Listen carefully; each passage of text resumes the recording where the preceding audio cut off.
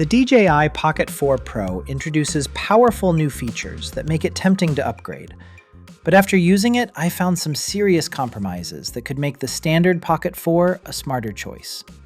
The store had received very limited stock, only around 20 units, and all of them had already been reserved.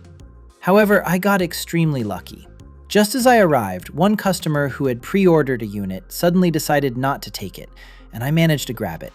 I definitely got lucky there. One piece of information I learned from the store may be helpful for anyone still trying to buy one. This launch is a little different from previous DJI releases. In the past, the standard kit was usually the hardest version to get. This time, however, the Vlog combo, which includes the remote controller and microphone, is in extremely limited supply. So if you're planning to buy one, I would recommend trying to get the standard version first. You can always purchase the accessories separately later, or even buy third-party alternatives. After I got home last night, I spent some time testing the camera. Following that short, hands-on experience, I wanted to share some initial impressions. I didn't prepare a script, so I'll just talk about whatever comes to mind. First, let me give you my conclusion. I don't think I'll return this Pocket 4 Pro, and I definitely won't sell it secondhand. I plan to use it as one of my main cameras going forward. However, I don't think it's suitable for everyone, and I'll explain why later. I've identified two major drawbacks and two areas where the camera has improved significantly. I've been a DJI user for a long time. Before this, I mainly used the Pocket 3. In fact, almost every video on my channel over the past year has been filmed with the Pocket 3. It's incredibly convenient, which is also one of the main reasons I wanted to upgrade to the Pocket 4 Pro immediately. At this point, it's essentially a productivity tool for me. When the standard Pocket 4 was released, I actually went to a store and could have bought one. However, after considering it, I felt the improvements over the Pocket 3 weren't significant enough, so I decided to wait for the Pocket 4 Pro instead. Fortunately, I managed to get one yesterday. Let's start with the drawbacks. The first issue is obvious as soon as you look at it. The gimbal camera module is significantly larger than the one on the Pocket 3, and that creates several problems. The biggest issue is portability. I can easily put my Pocket 3 in my pocket, even with the protective case attached. The Pocket 4 Pro, however, is much harder to carry in a pocket. It's simply too bulky. Another problem is that when folded, the lens faces outward. DJI doesn't include any meaningful protection for the lens or gimbal. The standard Pocket 4 comes with a gimbal protector, but the Pocket 4 Pro doesn't include anything like that. DJI only provides a soft carrying pouch, and honestly, I'm not entirely convinced by the level of protection it offers. Even when stored inside the pouch, the Pocket 4 Pro still takes up much more space than a Pocket 3 in its protective case. Storage and transportation are genuinely bigger concerns with this camera. The larger camera module also introduces another issue. The gimbal feels very loose when folded. Let me compare it with the Pocket 3. Yes, the Pocket 3's gimbal can sometimes open slightly inside the case, but when folded, it remains fairly stable. If you shake it, you'll only hear a little movement from one axis. The other axes stay relatively secure. The Pocket 4 Pro is different. Because the camera head is much larger, all three gimbal axes move noticeably when the camera is folded. The movement is extremely obvious.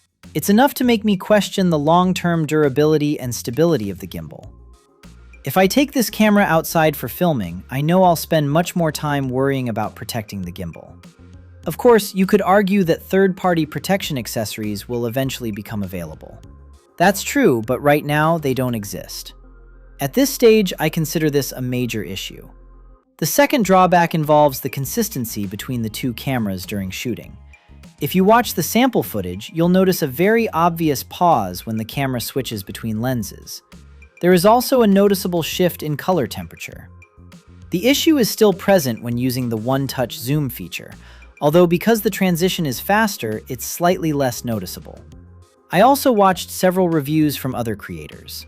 Interestingly, they all used very careful wording. Most reviewers said something along the lines of, "For casual shooting, the zoom lens is usable."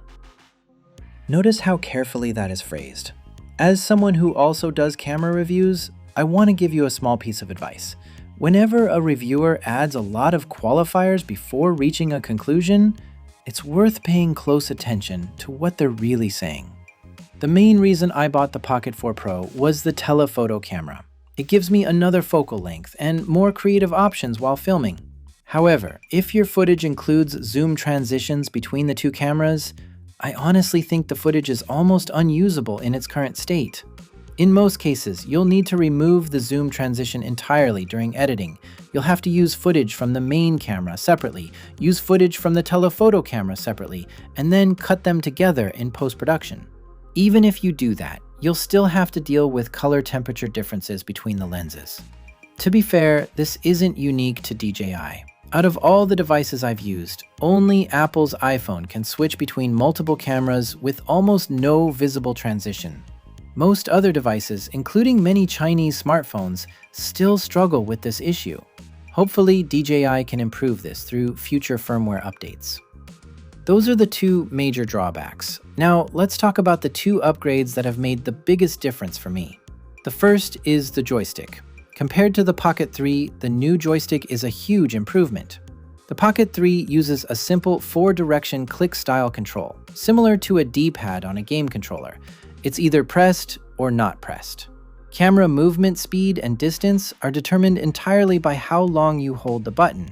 This makes precise control very difficult. For example, I often shoot overhead shots and need to make small adjustments to keep the frame perfectly level. With the Pocket 3, it's frustrating. Press lightly and nothing happens. Press slightly harder and suddenly you've moved too far. The Pocket 4's joystick, which is also included on the standard Pocket 4, feels completely different. Since I never used the standard Pocket 4, this is a new experience for me. The new joystick works like an analog stick on a gaming controller. It doesn't just detect whether you're pressing it, it also detects how far you're pushing it. Push it gently and the camera moves slowly. Push it harder and the camera moves faster. The level of control is dramatically better than on the Pocket 3. For me, this is one of the most significant upgrades. The Pocket 3 joystick technically worked, but it wasn't enjoyable to use. The Pocket 4 joystick is genuinely excellent. I even think it's much better than the joystick on the Insta360 device I tried in a store. The second major improvement is the built-in storage. This feature is incredibly useful for me. Most of my filming takes place in my studio. I usually record footage and transfer it immediately. With the built-in storage, I often won't need to buy memory cards anymore. For my workflow, this is a very significant upgrade. So, after my brief hands-on experience, I've talked about 2 drawbacks and 2 advantages. And here's something interesting. Both of the drawbacks I mentioned exist only on the Pocket 4 Pro. They are not problems on the standard Pocket 4. At the same time, both of the advantages I mentioned are shared by the Pocket 4 and the Pocket 4 Pro. The joystick is identical on both models, and the standard Pocket 4 actually has slightly more built-in storage than the 4 Pro. Because of that, if you're not using the camera as a professional productivity tool and just want something for casual everyday shooting, I honestly don't think you need the Pocket 4 Pro at all. Just buy the standard Pocket 4. In fact, if you already own a Pocket 3, there's no reason to rush into upgrading. The Pocket 3 still produces excellent footage today. You don't need to spend extra money just to create additional headaches for yourself. Even while recording this video, I keep hearing the gimbal rattling, and honestly, it's driving me crazy. I'm not sure whether this is a common issue affecting all units or just a problem with mine. If anyone else has experienced this, let me know. To be honest, I've been using DJI products for years and own quite a few of their devices. At this point, I feel somewhat locked into the DJI ecosystem. Whenever I buy a new device, DJI is usually my first choice, and I rarely consider competing brands. For example, I barely considered the Insta360 Luna. DJI was my default choice. However, after getting the Pocket 4 Pro in hand, it didn't give me the same excitement I felt when I first received some of my previous DJI products. In fact, I was slightly disappointed. There are simply too many small imperfections. So I'll repeat my conclusion.